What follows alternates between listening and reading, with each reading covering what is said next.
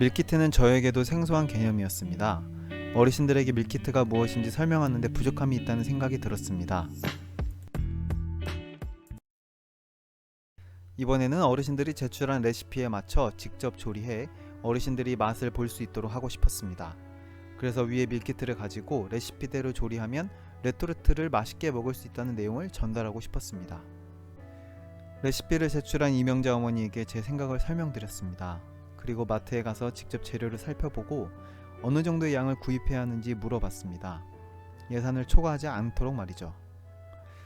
설 전날 추석 때 밀키트를 만들었던 황수진, 이현배, 이명자 어머님 다시 세 분이 함께 모여서 만들었습니다. 그런데 한 가지 고민이 있었습니다. 추석 전날 냉장고에 밀키트를 넣어서 보관했더니 냉장고에 냄새가 배인 게 마음에 들지 않았었습니다. 이때 이현배 어머니께서 말씀하셨습니다. 아니, 굳이 냉장고에 넣지 말고 날도 추우니까 밖에 놓으면 돼. 이용자에게 묻고 의논하는 것이 사회복지 가치를 실현하기 위해 억지로 하는 것이 아닌 오히려 성공적인 사업을 이루기 위한 필요한 과정이라는 것이 떠올랐습니다. 이명자 어머니께서 신정 미식회 당일 전날 끓인 육수를 가지고 된장국을 맛있게 끓이셨는데요. 일일이 된장국을 직접 떠서 나눠드리면서 레시피를 직접 설명하시는 어머니의 모습을 보면 참 따뜻하고 참 감사한 일이라는 생각이 들었습니다. 이러한 일들을 계기로 우리는 외부에서 670만원을 지원받아 남성 어르신을 대상으로 요리교실을 진행하게 되었는데요.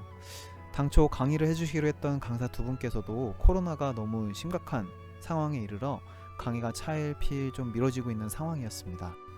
하지만 어르신들께서는 이제 3차 접종까지 완료하신 분들도 많이 증가하였고 이제 경로식당도 오픈할 수 있는 시간이 되어 더 이상 코로나라는 이유로 사업을 미루고 싶지 않았던 저에게는 한 분이 떠올랐습니다. 바로 이연배 어머니였는데요. 어머님, 요리교실 하려고 하는데 강사 좀 해주실 수 있으실까요? 코로나로 정체됐던 요리교실은 어머님의 도움으로 시작할 수 있게 되었고 저는 이번 일을 통해서 한 문장으로 맺으려고 합니다. 묻고 의논하고 부탁하고 감사하며 일을 해보자.